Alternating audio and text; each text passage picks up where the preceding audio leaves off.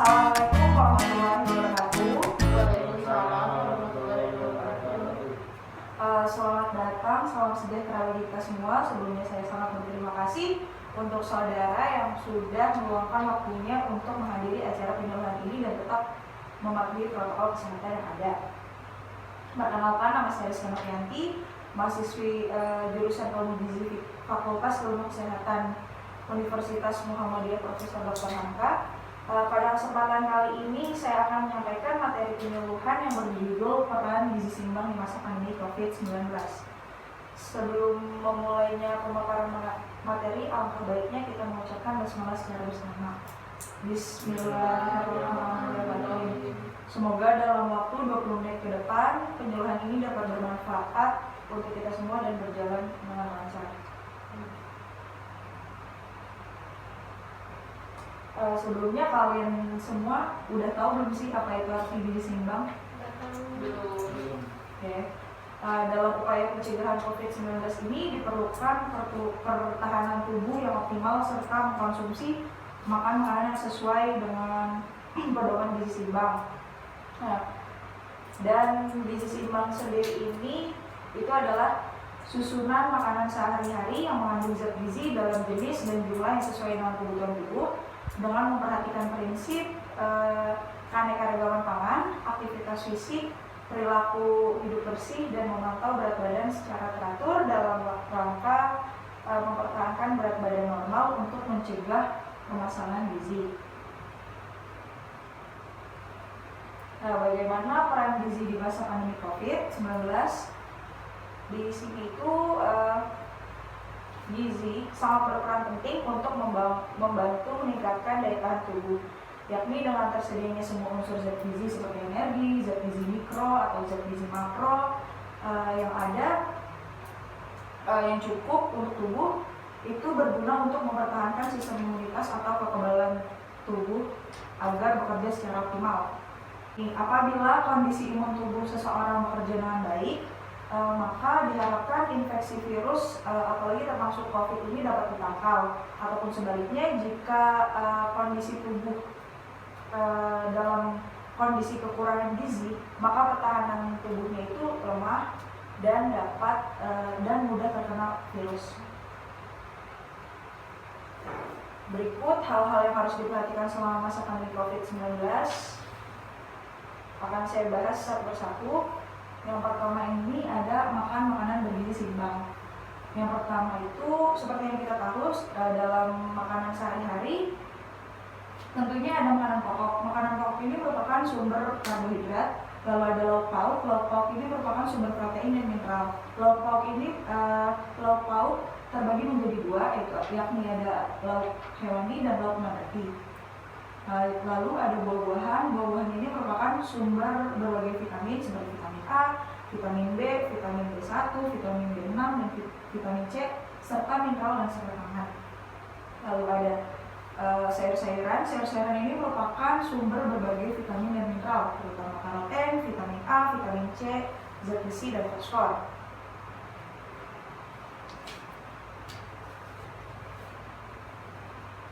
Berikut ini ada gambaran dari isi piringku yang dikeluarkan oleh Kemenkes tahun 2013. Kementerian Kesehatan ini mengeluarkan panduan sekali makan yang dikenal dengan nama isi piringku sebagai acuan makan sehat, pengganti panduan 4 sehat 5 sempurna. Di gambar ini, isi piringku ini menggambarkan porsi makanan yang dimakan dalam sekali makan. Di sini dalam satu piring terdiri dari 2/3 dari setengah terdapat makanan pokok. Lauk pauk itu 1/3 dari setengah piring. Lalu ada buah-buahan 1/3 dari setengah piring, dan sayuran terdapat di 2/3 dari setengah piring. Selain diagram isi piringku yang telah disebutkan, isi piringku juga menekankan hal penting lainnya, yaitu mencuci tangan sebelum makan, beraktivitas fisik 30 menit per hari, dan minum air 8 gelas sehari.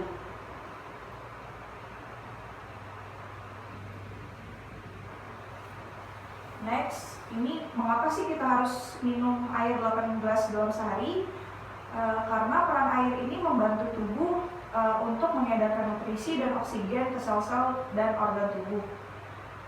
Lalu air juga akan membantu membersihkan tubuh Anda dan membuang zat yang tidak diperlukan oleh tubuh dan menyingkirkan sisa metabolisme. Dalam tubuh manusia, kandungan air ini terdapat 60 hingga 70% dari berat tubuh. Air ini sangat penting bagi organ-organ tubuh untuk bekerja dengan baik. Jika kekurangan konsumsi air, bisa membuat kita dehidrasi atau kekurangan cairan tubuh. Berikut ada syarat-syarat air minum. Ini tidak berasa, tidak berbau, tidak berwarna, tidak mengandung mikroorganisme yang berbahaya, dan tidak mengandung logam berat. Next, bagaimana cara cuci tangan yang benar? Di sini ada 5 langkah cuci tangan. Yang pertama, basahi air seluruhnya dengan air bersih dan mengalir, lalu gosok sabun ke telapak, punggung tangan dan sela jari-jari. Lalu bersihkan bagian bawah kuku-kuku dengan gosok sela-sela jari tangan seperti ini. Lalu bilas tangan dengan air bersih yang mengalir. Dan yang terakhir, keringkan tangan dengan handuk atau tisu, atau keringkan dengan udara yang diaminkan. Nah, dalam penyebaran virus COVID-19 ini, upaya yang bisa dilakukan adalah melakukan berbagai upaya pencegahan. Salah satunya ini mencuci tangan menggunakan sabun. Ini istilah yang sering kita dengar ini adalah CPTS, yaitu cuci tangan pakai sabun. Mencuci tangan dengan sabun ini merupakan salah satu tindakan sanitasi dengan membersihkan tangan, jari jemari menggunakan air dan sabun. Hal ini dilakukan untuk menjadikan tangan bersih dan memutus mata rantai kuman.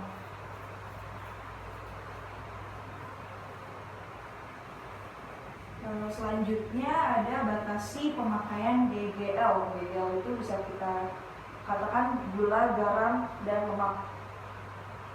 Di tengah pandemi COVID-19 seperti sekarang ini, penting sekali untuk memelihara pola makan yang dikonsumsi. Pola makan yang sehat tentu akan berpengaruh juga terhadap sistem kekebalan tubuh. Dan juga tidak boleh terlewatkan ketika masa pandemi COVID-19 seperti ini adalah pembatasan gula, garam, dan lemak. Di sini ada anjuran dari Kemenkes. Anjuran konsumsi gula, garam, dan lemak per hari bisa disingkat dengan G4, G1, dan L5. G4 ini yang dimaksud adalah anjuran konsumsi gula per orang per hari adalah 10% dari total energi 200 kilokalori atau setara dengan gula 4 sendok makan per orang per hari. Lalu ada G1 itu garam 1 sendok teh per orang per hari. Lalu ada L5, ini lemak 5 sendok makan per orang per hari. Kenapa ada pembatasan GGL? Karena apabila asupan gula berlebih dapat meningkatkan resiko seseorang untuk terkena obesitas ataupun diabetes. Asupan garam berlebih dapat meningkatkan tekanan darah, sedangkan untuk asupan lemak yang berlebih dapat dikaitkan dengan penyakit obesitas dan kardiovaskuler, juga tingginya kandungan kolesterol. Dan apa sih kaitannya dengan COVID-19? Jika tidak dibatasi asupan GGL ini, maka akan meningkatkan faktor risiko seseorang mengalami penyakit COVID-19 yang lebih parah. Contohnya, jika seseorang yang sudah menderita penyakit penyerta sebelumnya, seperti penyakit diabetes, dan orang tersebut tidak membatasi asupan GGL ini, maka gula darahnya akan menjadi tidak stabil. Dan hal ini akan lebih berbahaya jika orang tersebut terinfeksi COVID-19. Next, itu konsumsi suplemen multivitamin jika diperlukan. Nah, saat kondisi tubuh seseorang dalam kondisi sakit, maka tubuh orang tersebut sedang mengalami kondisi infeksi tubuh yang berat. Dalam kondisi seperti itu, tubuh harusnya mendapatkan tambahan suplemen multivitamin, yang vitamin A, vitamin D, vitamin C, dan vitamin E. Yang keempatnya ini berfungsi untuk meningkatkan imunitas tubuh serta multivitamin yang mengandung mineral seperti seng, selenium, dan zat besi yang bekerja di antioksidan tubuh.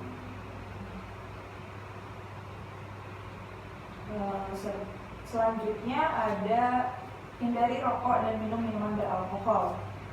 Di masa pandemi ini menjaga kesehatan tubuh sangatlah penting. Apabila seseorang mengkonsumsi rokok dan minuman beralkohol, ini akan mempengaruhi kerja sistem imunitas tubuh atau bisa juga menghambatnya. Next, istirahat teratur dan tidur yang cukup. Di masa pandemi COVID ini, tidur itu merupakan menjadi suatu hal yang penting dalam memelihara kesehatan. Tidur ada minimalnya, yaitu tidur minimal 7 hingga 9 jam per hari. Apa aja sih manfaat dari tidur yang cukup itu? Yang pertama ada menjaga sistem kekebalan tubuh, yang kedua meningkatkan fungsi otak, dan yang ketiga membuat suasana hati lebih baik. Next ada aktivitas fisik. Dengan beraktivitas fisik ini dapat meningkatkan hormon serotonin atau yang kita sebut dengan hormon bahagia ataupun hormon senang. Hormon ini berfungsi untuk mencegah depresi dan membuat rileks pikiran. Berdasarkan jenisnya, aktivitas fisik ini dibagi menjadi dua, yaitu ada aktivitas fisik ringan dan aktivitas fisik sedang. Apa saja yang termasuk aktivitas fisik ringan? Aktivitas fisik ringan ini contohnya seperti menulis, menyetir, bekerja dengan komputer, memasak, menyapu, mengepel, dan sebagainya. Sedangkan untuk aktivitas fisik sedang itu seperti berjalan cepat, mengepel lantai, memindahkan perabot yang ringan, berkebun, menanam pohon, dan mencuci mobil, ataupun bersepeda juga. Next, ada memantau berat badan setiap bulan. Fungsi dari memantau berat badan setiap bulan ini untuk mempertahankan berat badan normal agar dapat mencegah penyakit tidak menular seperti obesitas. Nah, cara memantau berat badan ini dengan cara menghitung IMT atau indeks massa tubuh. Dengan rumus IMT sama dengan berat badan dalam kilogram per tinggi badan kuadrat dalam meter. Jika sudah dihitung akan mendapatkan hasil, dan ini berikut ada ambang batas IMT untuk Indonesia. Tubuh seseorang dapat dikatakan normal apabila mendapat hasil IMT di antara range 18,5 hingga 25. Jika hasil IMT seseorang di bawah angka normal, maka dikatakan tubuh orang tersebut termasuk kategori kurus. Dan sebaliknya, jika didapatkan hasil yang lebih dari hasil normal, dari range normal, maka kondisi tubuh seseorang dapat termasuk kategori gemuk. Next, ada 5 kunci keamanan pangan.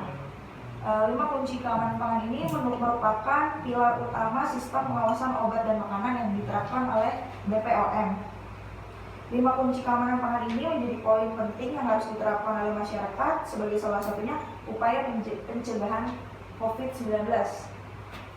Berikut ada poin penting yang terdapat dalam 5 kunci keamanan pangan. Yang pertama itu cuci bersih tangan dan bahan makanan yang akan diolah. Yang kedua, pisahkan penyimpanan serta biarkan pisau dan talengan untuk bahan makanan kering dan bahan makanan mentah dan bahan makanan matang. Yang ketiga, memasak dengan benar dan matang, terutama pada bahan makanan hewani, protein hewani. Yang keempat, simpan makanan matang pada suhu yang tepat dan aman. Dan yang kelima, gunakan air dan bahan baku yang aman. Penerapan 5 kunci keamanan pangan ini sebagai upaya pencegahan COVID juga harus diimbangi dengan pola hidup sehat seperti mengkonsumsi vitamin yang cukup. Nah, bagaimana untuk mencukupi vitamin dalam tubuh itu dengan mengkonsumsi asupan sayuran dan buah-buahan. Vitamin dan mineral yang terkandung dalam sayuran dan buah-buahan berperan penting sebagai antioksidan atau penangkal senyawa jahat dalam tubuh dan membantu meningkatkan imunitas tubuh. Dengan imunitas tubuh yang meningkat, akan membantu dalam pencegahan wabah COVID-19. Next, kita akan mengenal lebih jauh macam-macam sayuran. Ini berdasarkan sayuran bisa dibedakan menjadi beberapa jenis warnanya ya. Yang pertama ada sayuran hijau. Sayuran hijau ini banyak mengandung karoten, vitamin C, asam folat, dan mineral. Dan di dalam kandungan sayuran hijau ini dapat menghambat pertumbuhan sel kanker, membantu produksi sel darah merah, dan menguatkan otak. Next tahu kan apa saja yang termasuk dalam sayuran hijau? Nah, next ada sayuran ungu. Sayuran ungu ini berfungsi untuk meningkatkan sistem imun tubuh, melindungi kerusakan otak, meningkatkan produksi sel darah merah dan sel darah putih. Next ada sayuran kuning dan orange. Ini mengandung banyak karoten yang berfungsi untuk menjaga kesehatan mata. Next ada sayuran merah. Sayuran merah ini mengandung banyak antioksidan dan melindungi pembuluh darah ataupun kesehatan jantung, serta dapat mencegah kanker. Next ada sayuran putih. Sayuran putih ini sayuran yang tidak berpigmen, mengandung vitamin E, kalsium, zat alisin yang dapat mengontrol kolesterol, tekanan darah, dan menghambat pertumbuhan sel kanker. Next, selain sayuran juga ada buah-buahan. Ini ada jenisnya berdasarkan warna. Yang pertama ada buah hijau. Buah hijau ini memiliki fungsi meningkatkan imunitas tubuh, menghambat pertumbuhan sel kanker, dan vitamin lainnya. Lalu ada buah ungu dan buah biru. Yang seperti kita kenal ini buah ungu dan buah biru seperti anggur, blueberry. Fungsinya apa sih? Fungsinya itu untuk menjaga kesehatan jantung, pembuluh darah, dan menghambat pertumbuhan sel kanker. Next ada buah kuning dan buah orange. Buah ini mengandung banyak vitamin A dan karoten yang bermanfaat untuk meningkatkan penglihatan, mengandung banyak antioksidan, dan mengandung vitamin B kompleks. Dan yang terakhir ada buah merah. Buah merah ini mengandung banyak vitamin C dan zat flavonoid, dan dapat menurunkan kadar kolesterol dan menjaga kesehatan hati. Next, meningkatkan daya tahan tubuh dalam zat gizi. Meningkatkan daya tahan tubuh adalah salah satu kunci agar tidak tertular virus COVID-19. Mengkonsumsi makanan-makanan bergizi yang seimbang merupakan salah satu cara agar daya tahan tubuh tetap prima. Namun demikian, kita juga perlu meningkatkan konsumsi makan yang mengandung zat gizi yang berperan penting dalam meningkatkan daya tahan tubuh, antara lain yaitu ada vitamin A, vitamin C, vitamin E, dan vitamin zinc. Yang pertama ada vitamin A. Vitamin A ini berperan dalam mengatur sistem kekebalan tubuh, memberi perlindungan terhadap infeksi dengan cara menjaga permukaan kulit dan jaringan pada mulut, lambung, usus, dan sistem pernafasan agar tetap sehat. Sumber vitamin A ini bisa kita temukan dalam wortel, kuning telur, ubi jalar, daun singkong, brokoli, bayam, atau bahan makanan yang diperkaya dengan vitamin A seperti susu dan sereal. Menurut angka kecukupan gizi, vitamin A yang harus dikonsumsi dalam sehari ini sebanyak 600 hingga 650 mg. Next, ada vitamin C. Vitamin C ini melindungi tubuh dari infeksi dengan cara merangsang pembentukan antibodi atau kekebalan tubuh. Sumber vitamin C dapat kita temukan dalam buah-buahan seperti buah pepaya, buah jeruk, buah mangga, stroberi, tomat, jambu biji, dan kiwi. Selanjutnya ada vitamin E. Vitamin E ini berfungsi sebagai antioksidan dan tugasnya itu menetralkan radikal bebas di dalam tubuh. Sumber vitamin E dapat kita temukan dalam sayuran hijau, minyak sayur, kacang hijau, dan kacang-kacangan lainnya. Menurut AKG, vitamin C ini dikonsumsi 75 hingga 90 mg per hari. Sedangkan untuk vitamin E, menurut angka kecukupan gizi yaitu baiknya dikonsumsi per hari ini 15 hingga 20 mg. Lalu ada mineral zinc. Mineral zinc ini dapat membantu meningkatkan sistem kekebalan tubuh agar tubuh dapat bekerja dengan baik dan membantu penyembuhan luka dengan cepat. Sumber mineral zinc ini dapat ditemukan pada daging tanpa lemak, ayam, makanan laut, hati ayam, telur, keju, kacang-kacangan, dan biji-bijian. Dan yang terakhir ada vitamin B, folat, selenium, dan zat besi. Tubuh membutuhkan zat besi dan selenium untuk pertumbuhan sel kekebalan tubuh. Sementara itu, vitamin B dan asam folat mempengaruhi produksi dan aktivitas kekebalan tubuh. Sumber vitamin B6, folat, selenium, dan zat besi ini, kalau B6 dapat ditemukan dalam sereal, kacang-kacangan, sayuran berdaun hijau, buah, ikan, ayam, dan daging. Sedangkan untuk folat ini berlimpah dalam sayuran hijau, kacang-kacangan, dan biji-bijian. Selenium banyak terdapat pada kacang-kacangan, daging, sereal, dan bawang putih. Dan zat besi atau Fe dapat ditemukan dalam daging, ayam, ikan, dan telur. Sekian pemaparan materi yang saya jelaskan. Adakah yang ingin bertanya terkait materi yang baru saja saya bawakan? Dipersilakan. Saya mau bertanya. Iya, boleh. Kenapa panduan 4 sehat 5 sempurna diganti dengan panduan isi piringku? Oke, ada lagi yang ingin bertanya? Iya. Baik, akan saya jawab. Kenapa panduan 4 sehat 5 sempurna diganti dengan panduan isi piringku? Karena menurut Menteri Kesehatan, 4 sehat 5 sempurna ini tidak lagi cocok jika dipakai untuk saat ini, karena tidak ada porsinya dan tidak ada keseimbangannya. Selama ini, kebanyakan masyarakat di Indonesia itu mengenal slogan 4 sehat 5 sempurna itu untuk memenuhi gizi yang seimbang. 4 sehat 5 sempurna ini terdiri dari makanan yang mengandung 4 sumber nutrisi, yaitu makanan pokok, lauk pauk, sayur-sayuran, buah-buahan, dan disempurnakan dengan susu. Namun pada konsep 4 sehat 5 sempurna yang dulu itu sempat diragukan oleh pemerintah karena sudah dianggap tidak lagi sesuai, karena pedoman makan ini malah bisa menjadi tidak sehat bila porsi dan gizinya tidak seimbang.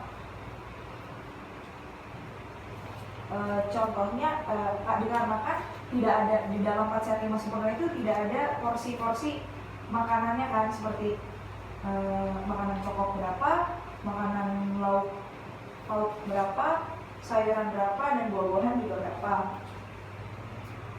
Selain itu, pedoman ini tuh seolah-olah mengharuskan seseorang untuk makan nasi, padahal sebagai makanan pokok atau sumber karbohidrat itu bisa diganti dengan sumber karbohidrat yang lain, bukan hanya nasi.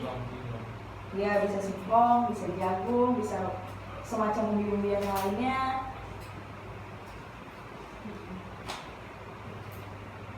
Nah, begitupun dengan keberadaan susu dalam 4 sehat 5 sempurna. 5 sempurnanya kan juga disempurnakan oleh susu. Dalam pedoman 4 sehat 5 sempurna itu dianggap susu ini belum tentu cocok. Apalagi belum tentu cocok untuk dikonsumsi oleh semua orang, dikarenakan tidak semua orang itu bisa mengkonsumsi susu, dan 4 sehat 5 sempurna ini tidak cocok jika digunakan untuk orang yang intoleran terhadap laktosa. Sekian, ada lagi yang ditanyakan? Ya, saya rasa sudah cukup, dan untuk mengakhirinya ini ada soal post-test yang harus dikerjakan oleh saudara-saudara semua. Tolong dilanjutkan.